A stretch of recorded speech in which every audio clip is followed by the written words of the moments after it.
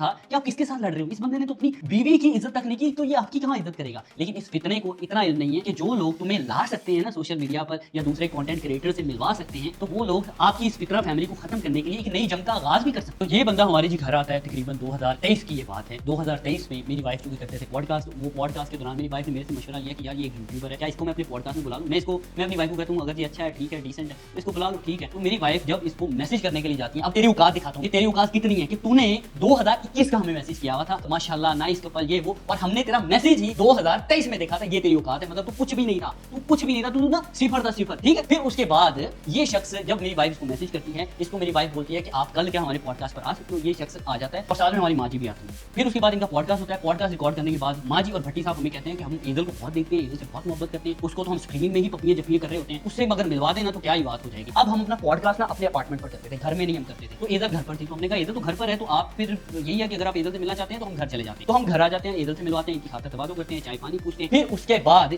इस बंदे को मैं बहुत कुछ सिखाता हूँ, मैं इसके टीचर के तौर पर, एक अच्छे ब्रदर के तौर पर इसको बहुत सी चीजें समझाता हूँ, बताता हूँ। आज ये जो कह रहा है ना कि मैं किसी की सपोर्ट से नहीं आया, मैंने तो अपने दम पर ये फैमिली खड़ी की है, और मेरी जान तेरे च दम ही नहीं सी कि तू साडे ना मिल भी पांदा, ठीक है। ये शख्स खुद ही मेरी वाइफ को अपनी बहन बनाता है, फिर मेरी जो बेटी है उसको अपनी भांजी बनाता है, हमारा रेगुलर हालचाल पूछता है, हमारे घर आता है, ईदें लेकर आता है, शिवरातें लेकर आता है। जैसे कि एक भाई को अपनी बहन का हक अदा करना चाहिए, उस तरह से ये हमारे साथ चलता है, और हम भी इसके साथ वैसे ही चलते हैं जैसे हमें चलना चाहिए अपने एक भाई के साथ, बिल्कुल साफ सुथरे होकर। जैसे हम अपने लिए सोचते हैं वैसे ही हम इसके लिए भी सोचते थे। जिस बंदे को इसने अभी काटा है, जिस बंदे को गाली दी है, उन लोगों से हम ही इसको मिलवाने वाले थे, ताकि इसका भी पता चले कि ये भी कोई यूट्यूबर एग्जिस्ट करता है। चाहे तब ये छोटा था, लेकिन है ये अभी भी छोटा। पिछले दिनों में सोशल मीडिया पर देख रहा था कि ये अपनी वाइफ को कह रहा होता है कि इनकी तो शादी भी मैंने खुद कोलैब कर करके करवाई है, इनके पास तो पैसे ही नहीं थे। और मेरी जान, तेरी इतनी औकात ही नहीं थी कि तू अपनी शादी भी कर सकता। तेरी शादी के कपड़े, वाइफ का मेकअप, तेरी वाइफ के कपड़े, ये सारी की सारी चीजें हमने तुझे कोलैब में दिलवाई थी, और तुझे पैसे भी दिलवाए थे। 16 लाख रुपया एक जगह से हमने तुझे दिलवाया था, और तरले कर करके दिलवाया था कि यार ये एक यूट्यूबर एग्जिस्ट करता है, प्लीज इसके साथ कोलैब कर लो, इसको इस वक्त पैसों की जरूरत है, इसकी शादी है। खासकर तेरा जब निकाह भी था ना, तब भी मेरी वाइफ का ये वॉइस नोट पहले तुम लोग सुनो। अस्सलाम वालेकुम बुशरा, क्या हाल है, ठीक हो? अच्छा यार, एक वो है रजब फैमिली व्लॉग वाला, देखो जरा,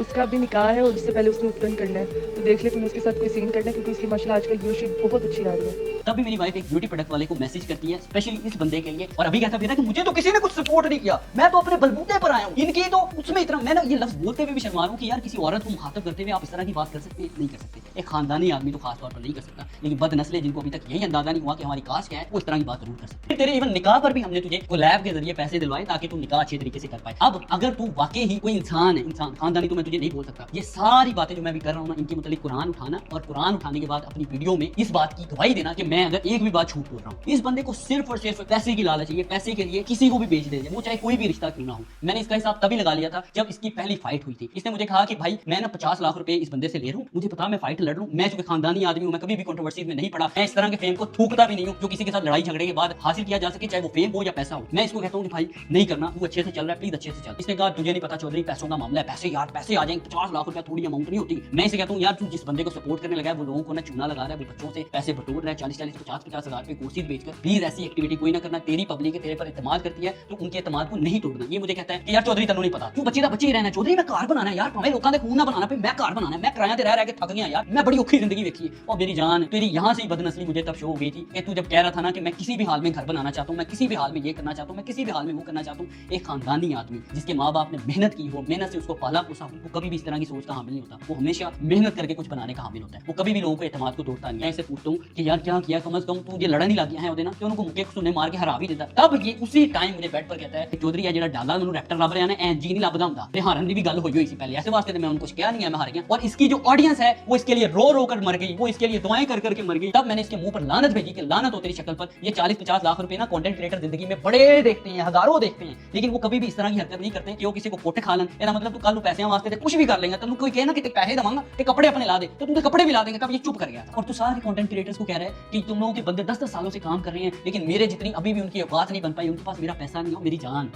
2016 की बात मुझे याद करवा दूं, मेरे और तेरे मिलने से भी 6 से 7 साल पहले की, कि तू इधर ही जिस सोसाइटी में मैं रहता हूँ ना, इसी के सफारी ब्लॉक में अपना सर फटवा के गया था, जिस सर के बारे में तू अपने सब्सक्राइबर्स को बोलता है ना कि मेरा सर फटा था, मुझे वो बंदे मिल जाए ना तो मैं उनको छोड़ूंगा नहीं। देख कितनी पुरानी तेरी स्टोरी मैं अभी तेरे सामने ले आया हूँ, और मैं इस बात को पूरा करना नहीं चाहता। अभी सारी की सारी बात का मुझे इल्म है, क्योंकि मामा बहना सारे साझियां हुई। जब तेरा सर फटा था ना, उस 2016 में मैं अपने घर मर्सिडीज लेकर घूमता था। मैं कोई ललियां छलियां दा बाल नहीं है। मेरे घर वाले ऑलरेडी अल्लाह के शुक्र से, अल्लाह के करम से बने हुए थे, इसीलिए कभी भी उन्होंने मुझे पैसे की लालच करने को नहीं कहा कि पुत्र पैसे की लालच करते, पैसे वास्ते कुछ भी कर दी, अपना ईमान बेच दी, अपना दीन बेच दी, अपनी मारे खा ली। तुम लोग तो यहाँ तक गिर चुके हो कि वो तेरा दोस्त, वो क्या बोलते हैं, पिंकी, कपड़े तक तुम लोगों ने अपने उतार दिए और अपनी ये वाली वीडियोस भी तुम लोगों ने सोशल मीडिया पर डाल दी हैं, सिर्फ और सिर्फ पैसे और फेम की लालच है। बड़ा पैसा करता है यार, उन पैसे के ना इज्जत खरीद के वहां ना नहीं खरीद सकते।